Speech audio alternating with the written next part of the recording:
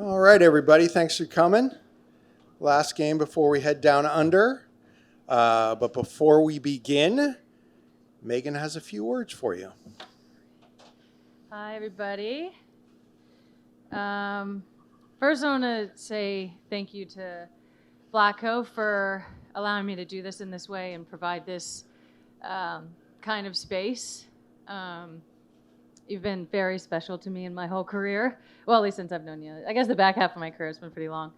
And it's really special to be able to do this with you and have you here with me. It's with a really deep sense of peace and gratitude and excitement that I want to share with you guys. This is going to be my last season, my last World Cup and my last NWSL season.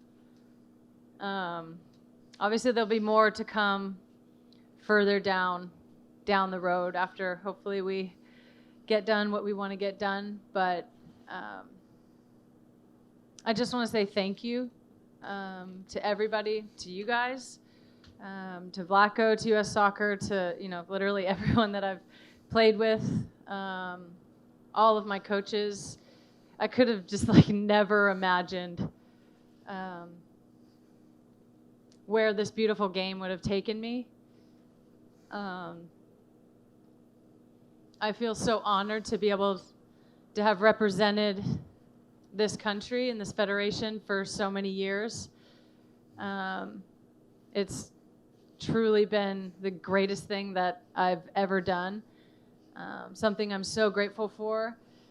And I feel like watching Sue go through her last year, I wanted to say it before. It feels weird, to know and be settled and to sort of have to lie by omission about it. But I just want to be able to soak in every moment and, share it with teammates and friends and family and share it with the rest of the world. And I'm just really grateful to be able to do it in this way. I understand that it is incredibly rare for athletes of any stature to be able to go out in their own way, on their own terms, at the time that they want, in a way that feels really peaceful and settled for them. So I feel very grateful that I'm here and that I have the trust of this team and that my body has held up this long to be able to do this. So just wanted to do it now and honestly kind of get it out of the way before we go down to New Zealand so we can focus on the task at hand, which is winning another World Cup. So thank you. And with that, Vlatko will probably not be answering any questions, but he's certainly available if you have a question for Vlatko. But yeah, questions for Megan or Vlatko. Go ahead, Meg. I mean, I don't even know where to begin, but just in terms of trying to balance the emotion of this moment with knowing that there's a game and that there's a mission tomorrow, and then knowing that you have to get on a plane tomorrow night too. Yeah, I would have liked an extra day, but we're in a big rush. I mean, to be honest, I've been thinking about this for a long time. I mean, I think honestly, since the final whistle in Lyon, that's been sort of a question that I've been grappling with and struggling with a lot. But I think over the course of the back half of last year and in coming into this season, I've talked about it so much. I feel like I processed a lot with Sue and just her decision to retire over the last couple years. And I feel like as excited to play the rest of my career as I do to retire and to step away from this beautiful game. So again, I know that I'm really lucky to be in this position that I get to have agency over the end of this really beautiful part of my life. And so in a way, I feel like it's a little bit of borrowed time and something I feel really grateful for and really excited about. And there's sort of no distraction at hand because I know what it is to lose in a World Cup final, and I certainly don't want to do that again. So the best way that I could possibly go out is winning. And so it feels really easy to focus and easy to put my all into it and easy to be really settled and excited for what's, undoubtedly going to be the best World Cup that we've ever seen. Kev. Megan, congratulations on your decision and your career. A question for you and for Vlatko. You're going out with the most diverse women's national team in history with LGBTQ, mothers, ethnic diversity. How does it feel to have finally gotten the team there? And then Vlatko, a naturalized citizen coach, that kind of fits into what the whole tapestry of the U.S. is all about. Do you feel this team represents the U.S.? Thank you. Yeah, I really do. I think that it's something that our team takes a ton of pride in, and something that we've been have really made a point to talk about and to push. And at the very highest level, you obviously want the best players that you can possibly get. You're not just trying to check boxes, but that comes with the youth system and from having out players and from having more black players and, having players that have box braids that are blue and having players that have short hair and having, a diversity in the team so that young kids can actually see that, and we have that on our team. We literally have the young kids that saw it that are now on the team. And we're able to, realize their dream, or maybe they didn't always see themselves in the team. I think this team has always represented America and a sense of patriotism that kind of flips that term on its head. And we've always, I think, done an incredible job of being willing and using our platform to talk about that and to drive that and to make sure that that's something that everybody knows is incredibly important to this team. But it's also, I feel like, one of the greatest strengths that this team has is that we are all different and we celebrate that difference and we allow ourselves to be our full selves on the field so that, we can go out there and do what we love to do best. So, yeah, I don't know if you want to say anything about it. I mean, what is it to say after this? What a great answer by Pino. Absolutely agree with everything. And all I can say is just personally for me, I'm proud to be on the helm of this team with everything that this team represents and everything that this team fights for and leads out off the field. It's just an honor to coach it. Yeah, Megan, this is obviously something you've given a lot of thought to. At what point did you realize that this was going to be your final season? And at what point did you realize that this is how you wanted to announce that and go out? I've known probably for like a year or something. I think just the way the cycles lined up, having this be a World Cup, being a World Cup year and, being able to be in a place, physically that I still feel like I have a lot to contribute. I think kind of at the beginning of this year sort of knew that I wanted to play the end of, through the end of this year, obviously hoping to make the World Cup team and have one last chance at that. It was really important to me and something that I really wanted.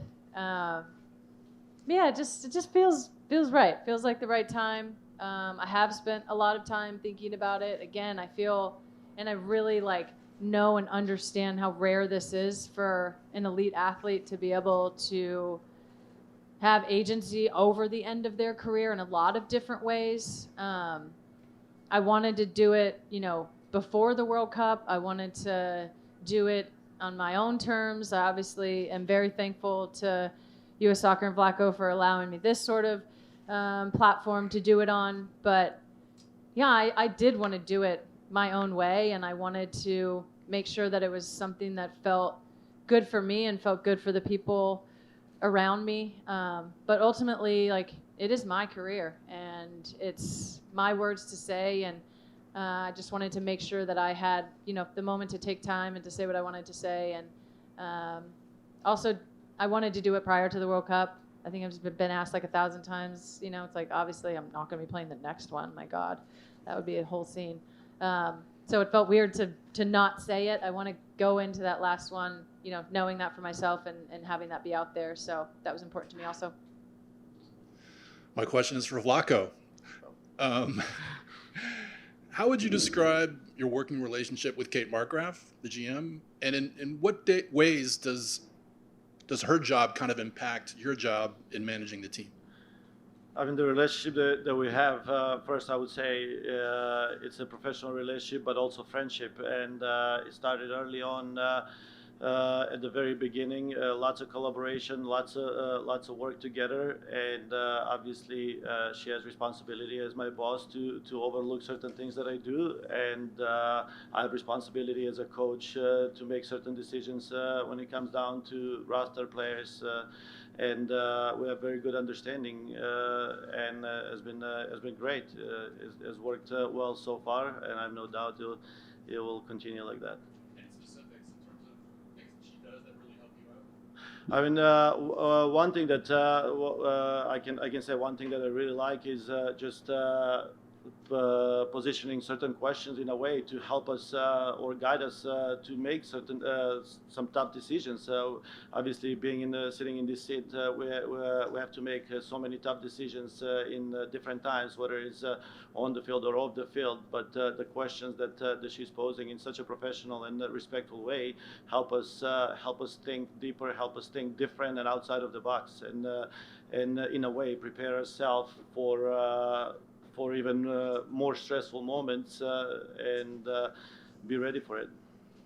Megan, Alex Simon from Bay Area News Group. Reading isn't exactly the Bay Area, but you are Northern California. To kind of be able to be in NorCal for this match as you're making this announcement, does that maybe add a little bit more to tomorrow for you in that way? Yeah, of course. I have 40 people coming to tomorrow's game. This is the closest that I'll ever get to play to Reading in my career. It does feel very special. It feels kind of perfect. I was hoping, to have, every single one of my family members here. My twin sister's not going to be able to be here, but she'll be down in New Zealand with us. But yeah, it means a lot to be able to do it in the Bay. I mean, it feels like a second home. I feel like, from the Bay to Sacramento up to Reading, that all feels like home. I grew up playing here and playing sort of all over this area. That's where crazy little Megan got her start. So it feels right to, say that I'm ending it here. Megan, as you near the end of this incredible career, in 5, 10, 20 years, what will you remember most? Jesus, Marie. What will I remember most? I think just like all the moments that are only team, in the locker room, in the mediation rooms, in the bus, in, the banquet rooms in hotels, the fun moments, the really tough moments, all those little things that nobody gets to see. Like one sticking out now is, Germany 2011 coming back in and there was tarps on the lockers, and just realizing how close you were to that, and obviously getting the chance to, win World Cups after that and needing those tarps desperately to cover up all the stuff in the lockers. I think it's just all those little moments with all of my teammates throughout the years. I think that's something that can never be replicated. There's certain things in the game that I think you just have to mourn when you walk away. I'm never gonna have a moment, in that Paris stadium like I did, 4 years ago. And there's so many moments like that. I'm never gonna have the locker room moments again, or watching my teammates come back from being pregnant, or watching people, struggle and be in the depths of shit, like watching myself be in the depths of stuff, and being able to come out of it in so many ways. So I think it's all those moments, all the biggest ones that we know are like memorialized on YouTube, and those can forever be brought up. But all the little moments that we're not able to share with everyone, I think is the most special for all of us. Last couple, go ahead. Hi, Megan. Jackie here with Women Kickballs. Just talking about those memories and those moments that you have, obviously, in your career from the USA, and then, of course, international players that you've played with or against. What are just some of the lessons that you've learned from them, some of those players, when you think about just the lessons that you're taking away from your career? one of the biggest lessons I learned very early on from Christine Lilly was it's hard for everybody. I think we were running, and obviously everyone knows Lil. She could run for days. She probably still outrun all of us to this day.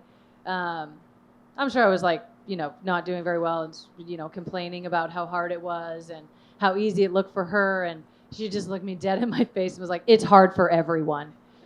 That's what I think. Like, it's everybody struggles in different ways. We're not all gonna struggle the same, on the field, off the field, emotionally, mentally, physically, gone through injuries, tough losses, dips in form, the heights of form and feeling amazing. So I think that right there is like everybody's going through something, and always showing up and giving everything that you have. And I think demanding that of your teammates as well, knowing that you're not always going to get the best, but just that like all of us are in this together.